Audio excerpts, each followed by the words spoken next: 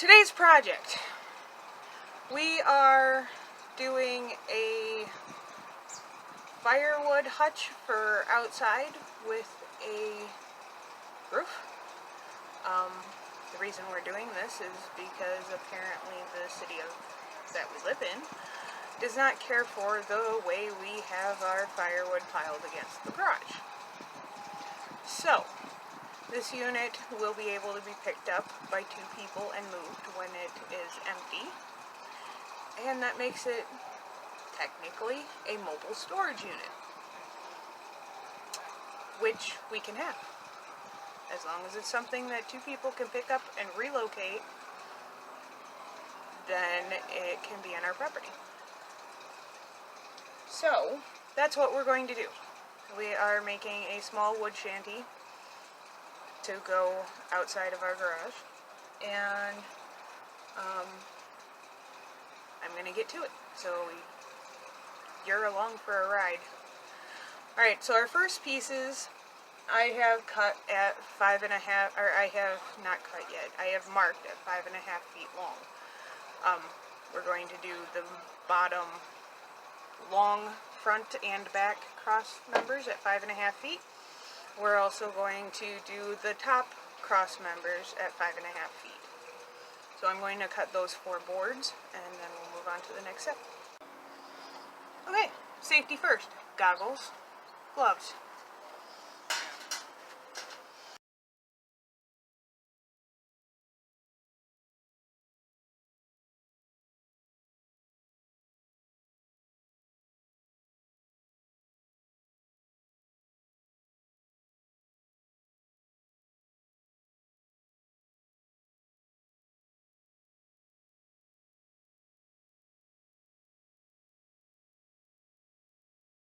Okay, so that's our bottom and top cross rails done. Okay, we bought 8 2x4s treated lumber, and so there was the first 4, and those are our cross members, and then we have extra, or those are the, whatever they're called. They're the fronts and backs of the lateral, no, longitudinal. Longitude, latitude. Anyway.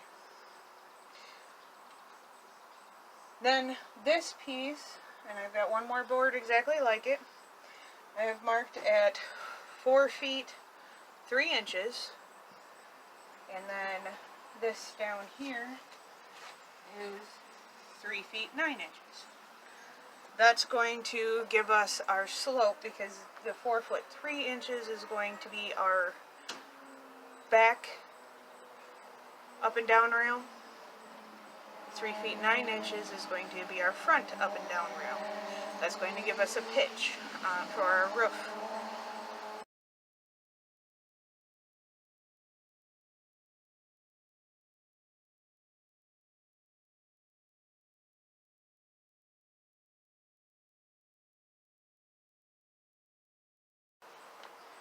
Okay, now I need a third board at that 4.3 and 3.9, because I want to divide my wood in half. I want the big stuff, and then I want a little compartment for the little stuff, like my kindling and stuff. Okay, here are our pieces. Our pieces are laid out here, and what we're going to do is start with the bottom. I have some decisions that I need to make. So now they're upright. Now I need to decide. So what I'm going to do is, the back is going to go up on the inside like this. Okay, back up on the inside like this. And the front up on the inside like this. What that does is it keeps these holding the most pressure between here and here from the wood that's going to be stacked up against it this way. If I put it this way, then this is much smaller, and that pressure is going to bow out this piece of wood. So I want to put it this way so that the wood that stacks against it is not going to bow this wood, bow this upright. Okay? So that's why we're building it that way. Now, what I need to do is, these are my trims off of my 5.5 foot. So I need to measure these up, and what I'd like to be able to do is just cut them off, cut them in half, and put them like that. Now what I have to think about is how long are my pieces of wood that I'm going to be stacking in here to keep them up off the ground. Because I want the wood there to be an airspace underneath my pile. I don't want my pile to be directly on the ground. Most of it is cut short at about, let's see, this is about 14-15 inches. Some of it's longer, like that piece right there that might be 18 inches. But a lot of it is pretty short, like that one there, they're pretty short. Because the short stuff I could stack on top of the long stuff. So, first thing, see how long my cutoffs are. Okay, my cutoffs right there are 30 and a little over 1/4. I'm okay with that. Let's see, what does this measure? Okay, so this is from side to side is 15. So, yeah, that'll be just about right. 15. We'll take 15 inches. So, this in half, including saw marks, ought to bring me pretty darn close to my 15 inches. Alright, so that's where we're at. Okay, we measured our 15 inches, and now we're going to cut.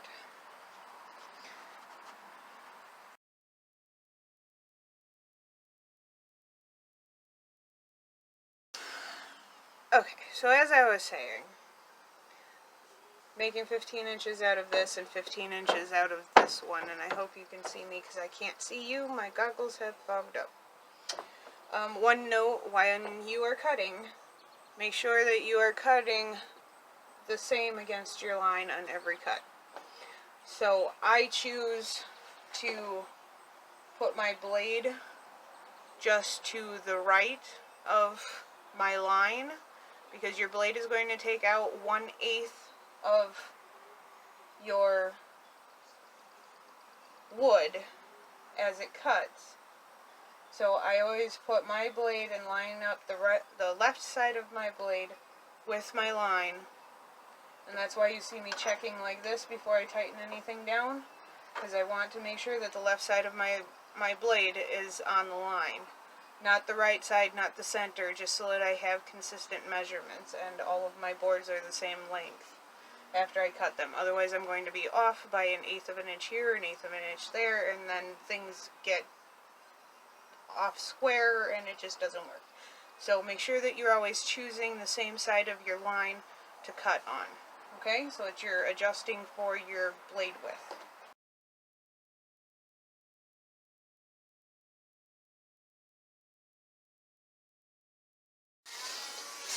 Okay, here's a tour of the pieces that we have laid out. Okay, in the center here, we have our back one that goes on the ground, our front one that goes on the ground, our left side and our right side. Here we will have the center upright, and here I have the top rail for the front. Here we have the back rail, the back top rail for the back top rail, and then we have the middle upright. So remember, this is the 4'3", this one's the 3'9". Okay, over here we have the right side front upright, the right side back upright, the top cross member that's going to go from this board to that board, just the same as the rectangle that we're building for the bottom. We're going to build the same rectangle on the top. Okay, down here we have the left side back upright, and the left side front upright, and then we have the top cross member. Okay, so I'm going to assemble this rectangle right here, and then get back to you about what's next. Okay, for assembly we have 3-inch exterior screws, and I'm going to drill pilot holes. I'm just going to put my screw up to my bit and make sure that my screw is bigger than the bit I am using, and it is. As far as the internal diameter, you can see this screw versus the bit. My screw is larger in diameter than my bit. So that will work out and help me drill, or help me screw in these 3-inch screws into my wood.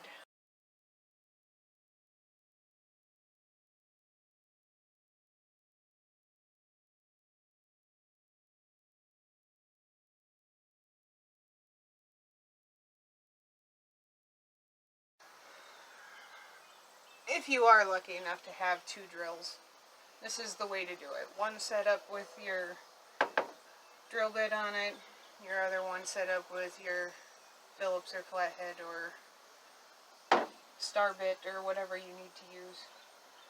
That is really the way to go. If you don't, then I would suggest a quick connect adapter, which you can buy for most drills, and that works pretty well.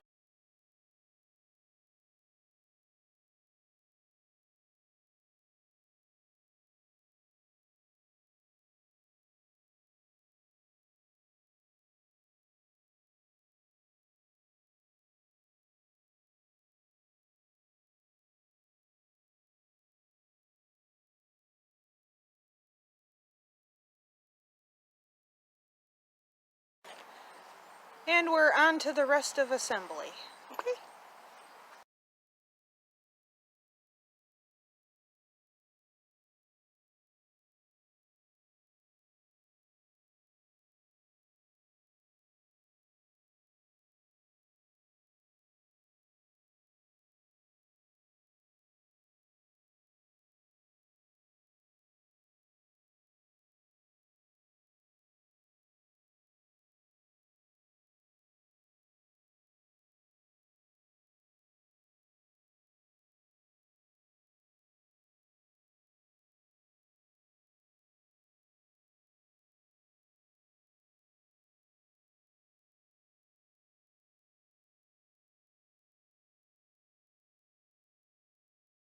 Okay, so I didn't exactly measure where I put that center support that's going to divide my big logs there from my small kindling here.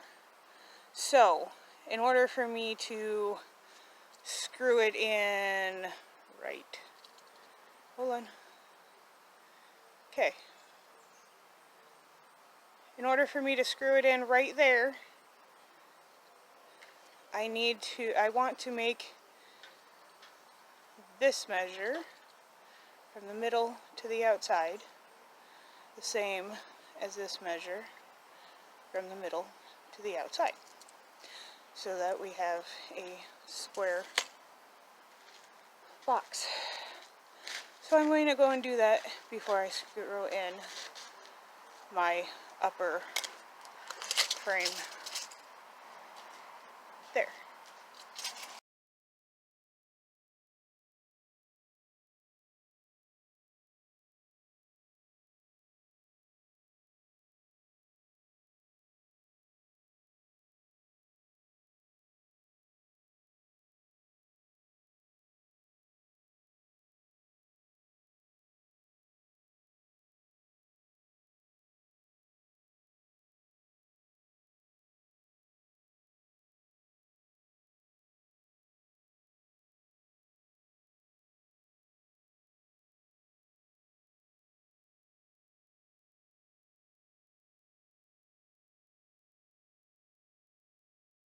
Door.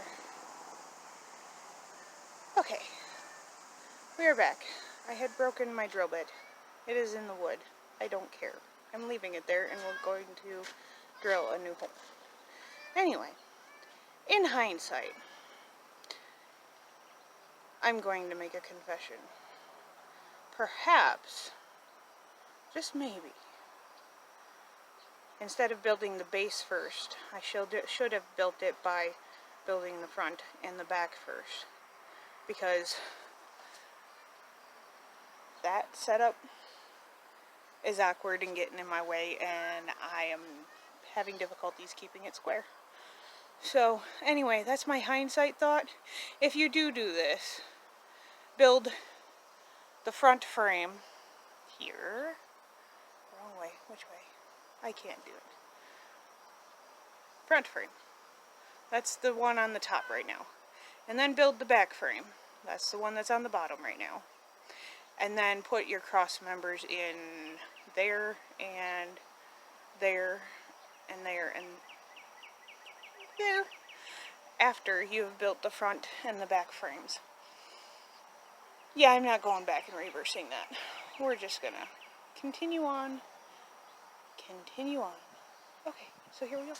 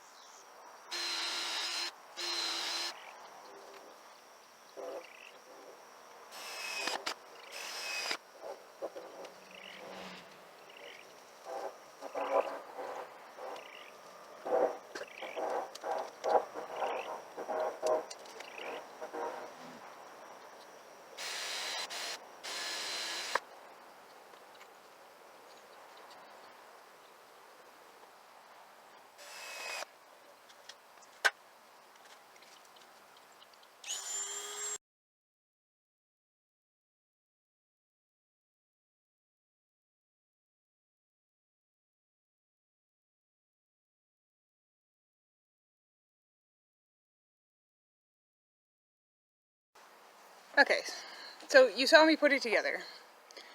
Now we're going to work on the roof. So the idea is that we've got this junk pile over here. We're going to use those scraps to make a platform so that I can use some leftover shower liner that I have as a waterproof runoff roof. Okay, so I'm going to dig through my pile and see what I can come up with.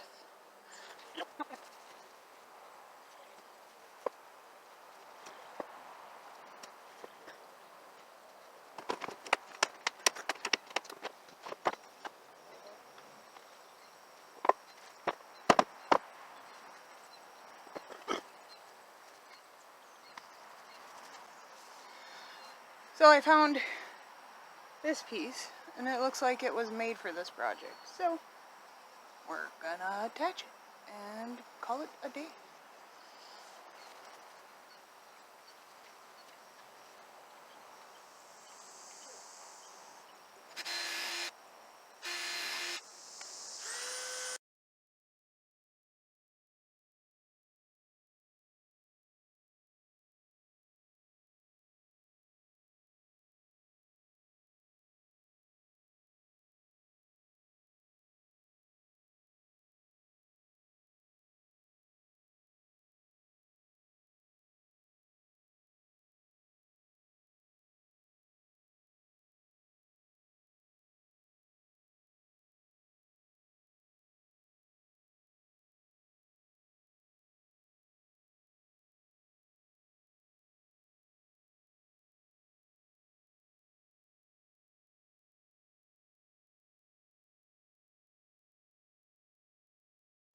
Okay, there you have it.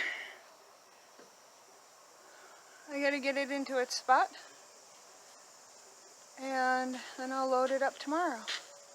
But we're looking at around about 8 o'clock here, and it has been a hot day followed by rain this afternoon, and I'm tired. So this is where it's going to sit for the night, and I'm going to pick up my tools and put away my one stick that I haven't used. Now, reminder, we bought 8 just in case I can't count. We have 1 extra, and so we used 7, and we used every bit of the 7 except this and this one that I could not get 15 inches out of. So every bit of it is used. The 8th one is just in case that is going to teeter this way. Then I can put a cross member across the back of it from here down to that bottom corner. So from the upper corner down to the bottom corner, if it decides it's going to be shifty left or right. I don't think it's going to be shifty left or right because of the roof on it. But it may be. Once we move it tomorrow, we'll find out. I don't think it's going to be. But this is where it's going to live for the night. Move it tomorrow. So, happy Sunday. And we'll do the rest of this tomorrow.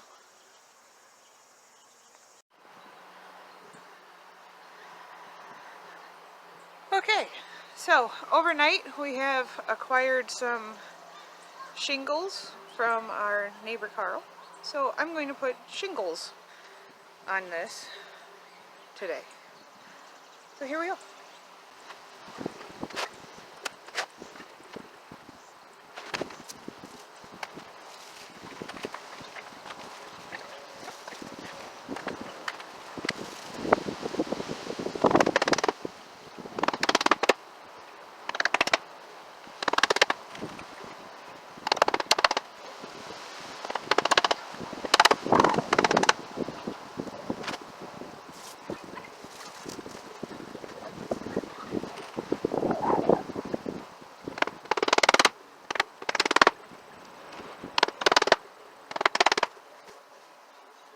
Yes, I'm aware this is not the way to shingle. However, just for learning purposes, because I want to hammer a lot of nails, we're doing it.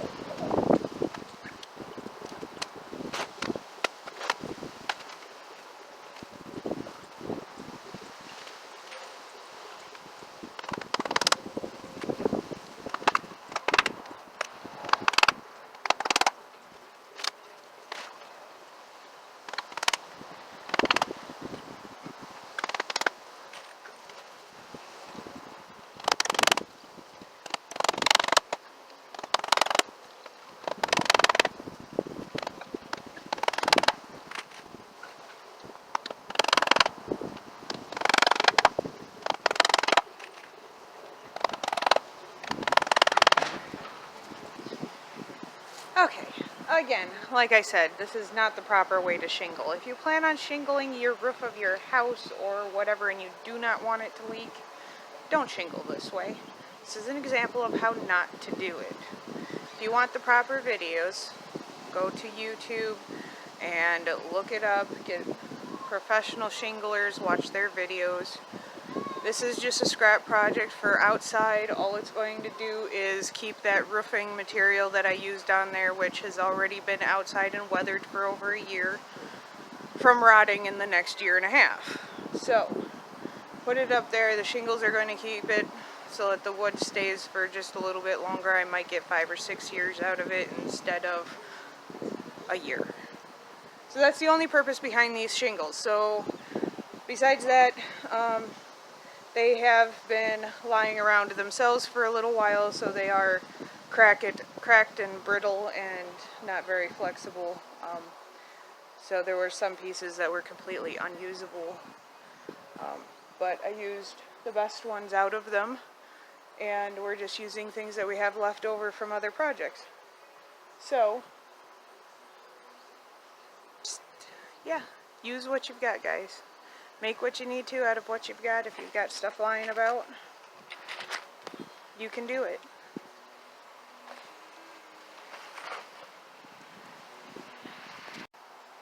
Okay, we're going to attempt moving the wood shack that we just made to right there. That's where it's going to live. And it should fit. I had measured it before, so we'll see.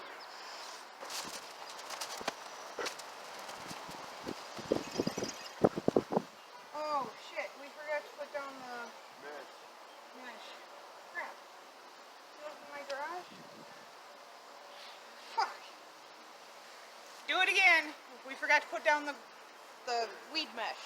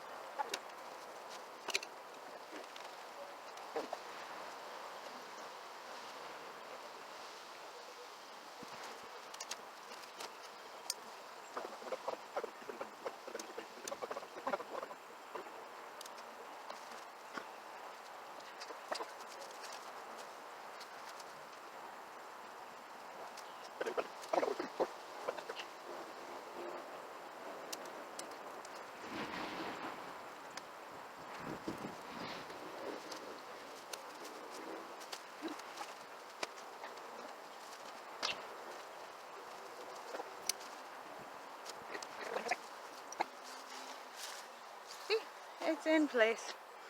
Looks lovely. My husband's standing there too. That is my Nate. He is great. Nate the Great. You're gonna all make them think you're weird.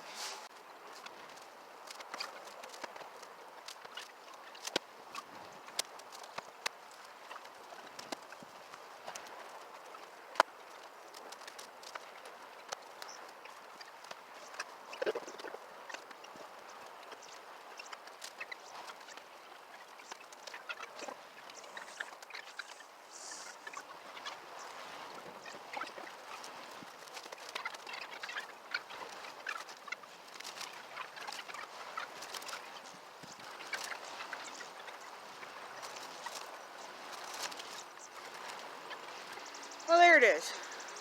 Got kindling, got big wood.